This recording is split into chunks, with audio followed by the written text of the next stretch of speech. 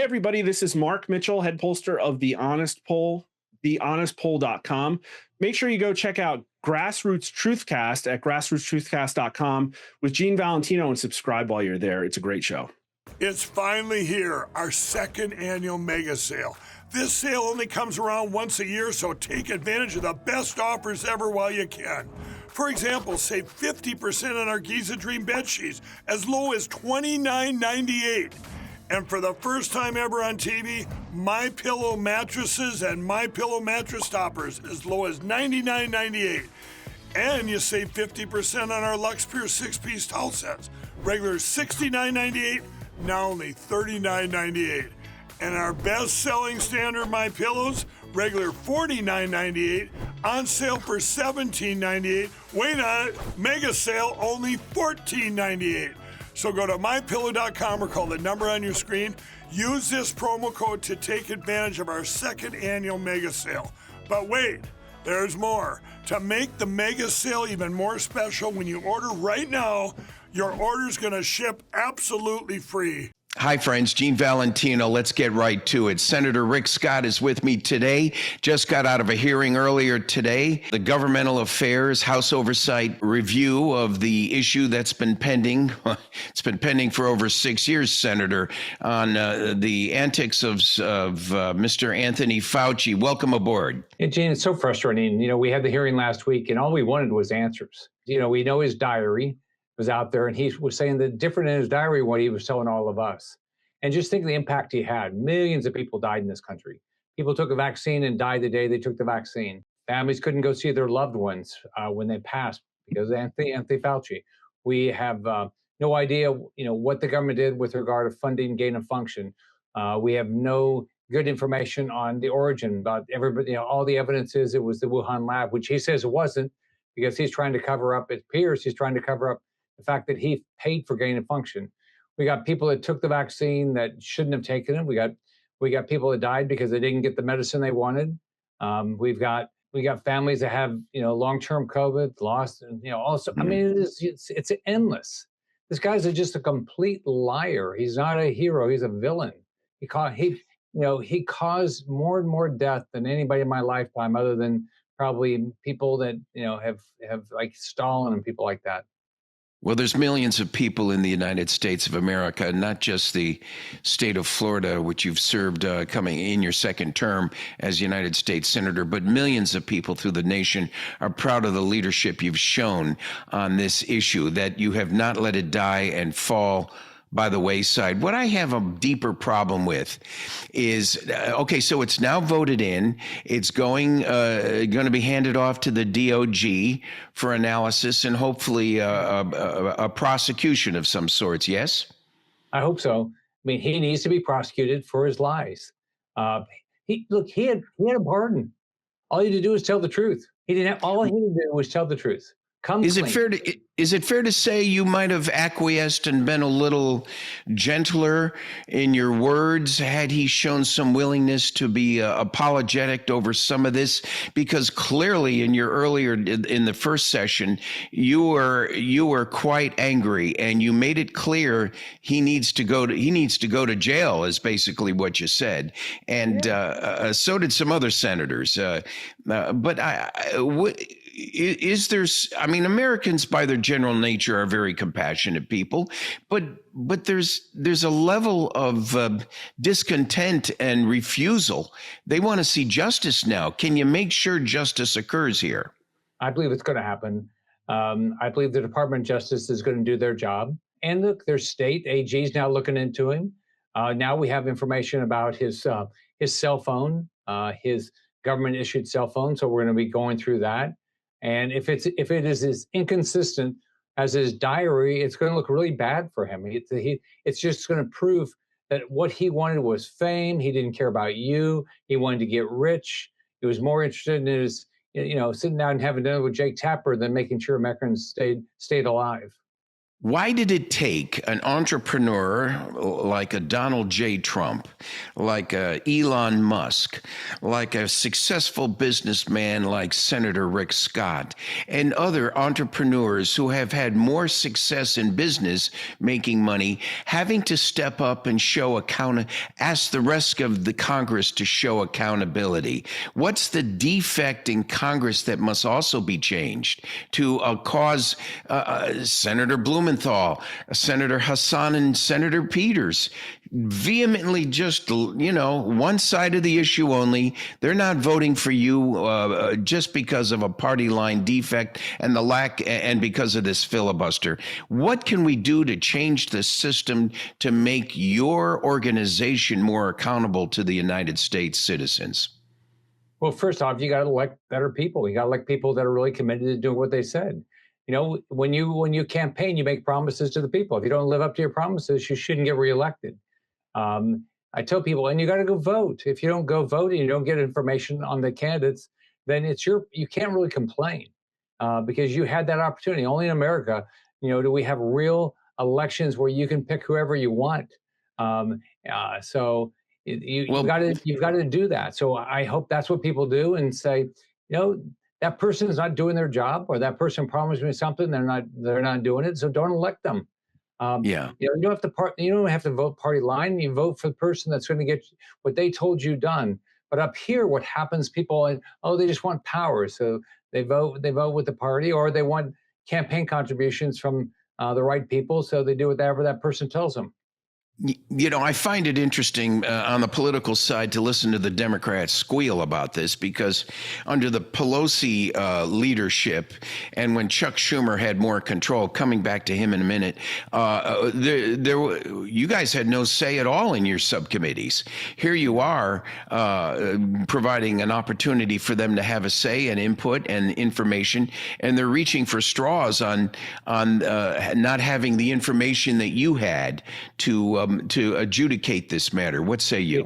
We had the same information. Not one Democrat even looked at the website. Rand Paul put up all the information that he had on the website. It's all public. They could look at it. He didn't even try. They didn't even try to get it because they'd already made their decision. So it's pretty disappointing, because whether Democrats died because of what Fauci did, not just Republicans. So Democrats ought to be furious about it, not just Republicans. So hopefully it'll change. Hopefully, people look at what happened to Fauci and they say, I'm not going to do what he did ever again. Now, citizen response and a lot of news media is coming out since your meeting this morning, talking about, if this is what I'm left with on the Democrat Party, I'm going to become a Republican, or at least an independent. I'm not staying in this league of play. It's contemptuous. One thing if I'm to take a side and to try to defend the Democrat position on your committee, I hear Senator Peters talking about 1896 Brown versus Walker case, where the Supreme Court said, it's incumbent upon you to testify. They're trying to split hairs and say that this is not a true case before the Congress, that this is a subcommittee, and so he needed to protect his rights. What say you about the distinction on that issue? Well, there's no distinction there. He had the right. He had every opportunity to testify. He had a pardon. He elected to just thumb his nose at us and say, I'm not going to give you any information. I'm not going to tell you about all these consistencies, even though, I have no risk. He had no risk. All you do is tell the truth. That was his only risk, is if he didn't tell the truth. And if you look at the questions we asked, all we wanted was facts.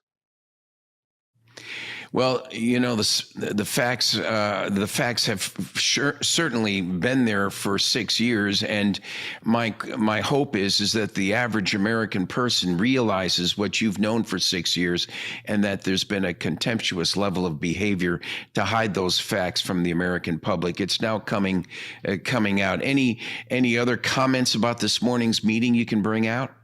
Well, I can just tell you, I'm very proud of Rand Paul. Rand Paul and his team really put the effort into getting all this information out there. I just think we all ought to thank Rand for. He's the chair of the Homeland Subcommittee, our Homeland Committee, and he did a great job today. Yeah, it's clear that he kept it in the limelight. I hope the DOJ finds it in their plan to prosecute Dr. Fauci to the same level they did Peter Navarro and Steve Bannon, with less evidence for against them. Jonathan Turley had some interesting points this morning too. One of the concerns I have is that just because you have the right to use the Fifth Amendment as a defense doesn't mean it's appropriate to do so. And I think that was brought out by some of the other senators as well. You can't masquerade behind a false defense when there is no basis for that defense applying. What color's the carpet? What color's your tie? And so forth. Certainly brings the point out. If this ends up in the Supreme Court, Senator, how do you think this is going to fall? Well, first off, Fauci needed to answer the questions. He had a pardon, so he had he was under no, there was no risks to him. And if you look at the questions people asked, they just wanted information. But is the pardon truly legitimate when you consider it's been an auto pen type of pardon? Well, that's not something the Supreme Court has made a decision, but it doesn't appear that Biden knew about all those pardons, but that's a different decision for the Supreme Court. Yes. Okay. Switching gears somewhat, but all connected. I know prior to this committee hearing and the events of Fauci, you've been up to your eyeballs with the Save America Act. Can you give us an update on where we are? Well, this is one of the most popular things in the country. Republicans, Democrats, Independents all across the country want election security. They've watched what happened to Spencer Pratt. They know the stories of illegals voting. They want their election secure. So we've got to get it passed. It just require voter ID to be able to vote. You have to prove you're American citizen to register to vote. That's all the Save America Act does. So we got to get it across the line. We're supposed to go on recess actually today. So my goal is we do what my mom said. You got to finish your work before you get to go play. So the work we've got to get done is we got to get election security done. It would seem that some of the confusion we see in Congress and at the state level is the distinction between the authority at the state and federal levels. Here you have a Save Act that hopefully gets passed by Congress, probably with the removal of the filibuster. If Senator Thune doesn't get it through, do you think you can? Well, here's our choices. One, we can get rid of the filibuster. We have the votes to pass the Save America Act. That's number one. Number two is to require a talking filibuster. And then at some point in time, we say, we've had enough discussion. We'll pass the Save America Act, and we have the votes. The next is we could add provisions in the reconciliation, which only takes 50 Republican votes plus J.D. Vance, to add provisions in that gave our states monetary incentives to do the right thing. So we need to do one of those things. There's also a bill that came through the House that stops insider trading, which I support, stopping all insider trading, and it has voter ID as attached to it for voting.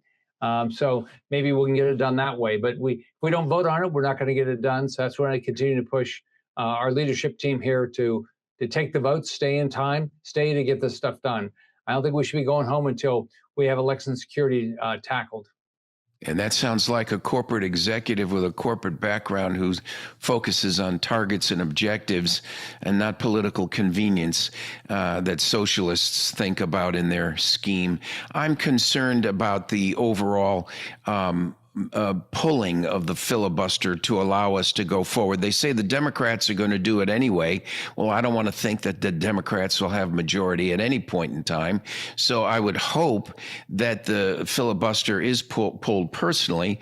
As a businessman, let every single senator and congressman get up and show their position on these issues, including some of the renegade Republican senators that have caused us more of the difficulty. What say you? Yeah, I think we ought to debate. I'm willing to go to the floor and debate what I believe in. And if I can't convince people, that's my problem. But if we don't even have the opportunity to debate, our opportunity to have votes on bills, then that's the leadership in the Senate has to make a decision about that.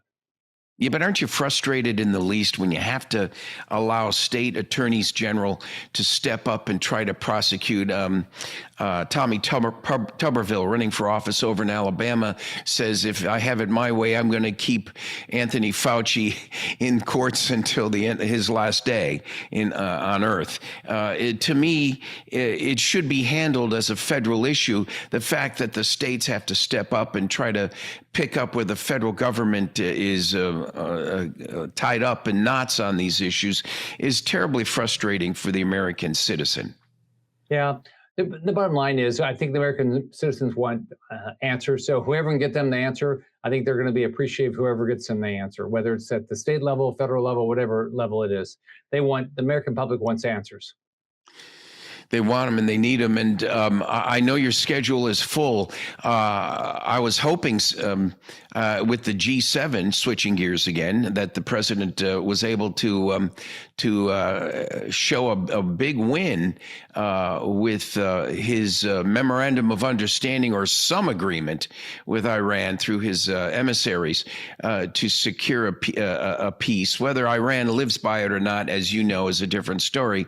But to get to a G7 conference with an agreement of peace is certainly another feather in his cap.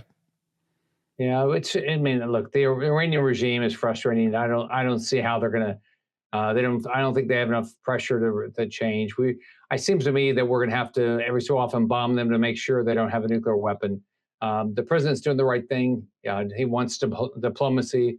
But if we don't get it, we don't get the answer we want, we're going to have to continue to use our military. Do you have any outlook as to where you think this is going to end up? Do we need to do what you said and arm ourselves and carry weapons, all of us individually, to protect ourselves, not only from adversaries abroad, but the deep state initiatives that are going on in this nation, the Democrat socialists, the Bernie Sanderses, they say they call themselves socialists, but let's face it, they're communists and they're behaving like communists in a democratic constitutional republic. To me, is abhorrent that we've gotten this far. Has not Congress managed itself more effectively? Well, there's always things you can do better, but here's what I tell people: what the Democrat socialists want to do is they want to destroy this country. They want open borders. They want to get rid of all the capitalists. The leaders are people like Hassan Piker and Mandami and the AOC. Hassan Piker wants me murdered. He wants every capitalist murdered. The only way socialists stay in power is by murdering. So when you can vote yourself into socialism. I mean, they did in Venezuela with Chavez, but you better have a lot of guns to get out of it. So if your area is becoming run by socialists, you better buy a lot of guns and a lot of ammunition, because that's what you're going to have to get out of it, because they're going to do everything they can to stay in power, legal or not. You know, there's switching gears again. We have Florida governor's race going on. Any comments about how Byron Donalds is doing? Well, I think Byron's running a good race. I mean, the election is going to come down to who do you think is going to help rebuild our economy? As you know, the Florida job market's been soft the last couple of years. So hopefully the next governor will have a big focus on the economy. I think it's going to be Byron Donalds, and I think he's going to focus on how do we improve our economic outlook? How do we make sure our kids get a great education? How do we live in safe communities? I think he's going to do a great job. When I was county commissioner in Escambia County, Florida, I had the privilege of being accountable to you when you were governor. And one of the things you did for me personally was you gave me a little toolkit of incentives and opportunities that Florida could offer the rest of the world. So off I went to Farnborough and the Paris Air Show and tried to talk up the benefits of Florida, not just Escambia County, over there, and we had great success. Today, I'm concerned about the enemy from within.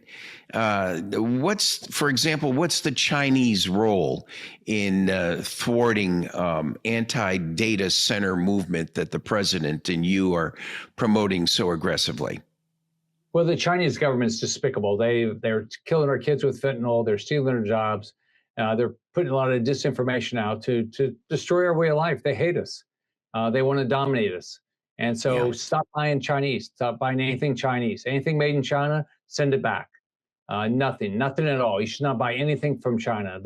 It's a despicable government. I've got a good friend of mine in jail because he criticized the regime. He's 78. He's been in solitary confinement for 5 years. It's the only way these guys stay in power is they oppress their people, and that's what she's doing in China. Yeah, I was watching a person on the plane yesterday flying back from Orlando to Pensacola, and turns out he was a minister of a church in El Paso. He had Fox News on, and he was talking about he wasn't optimistic. He was concerned about what's still down there in Texas that was impacting. And he says, yes, it's a lot of the migrants, illegal migrants, who are ill-informed. But he said in the same light, my parish of 3,000 members is talking up the concern with the Chinese influx and the lack of willingness to assimilate into our culture. This extends to the Islamic jihadist folks that are hidden away right now. What say you about a plan for America to now shift away from our military offensive overseas and creating a military or some offensive within the United States to thwart these millions that are eating us from within, in your neighborhood and mine? Well, the big thing, we've got to make sure Iran doesn't have a nuclear weapon. So we're going to have to use our military, I believe. So that's number one. Number two is we got to educate Americans about what socialism does, how it destroys their way of life. And we've got to support our local law enforcement. But we've got to have a great education system. But every parent's got to take responsibility for educating their kid. You have had a pretty intense schedule. I know you want to get back to it. I won't keep you. Any final thoughts? Well, I've got 9 offices in Florida, an office in D.C. My job is to help Floridians. About 3 million people contact our office a year, which is about 1 of every 8 Floridians contact our office. So if there's anything I can do to be helpful, I've always appreciated to be on your program, but anything I can do to be helpful to any of your listeners, just let me know. Senator Rick Scott, he's quite available. His website is out there. Subscribe through the Grassroots Truthcast, folks.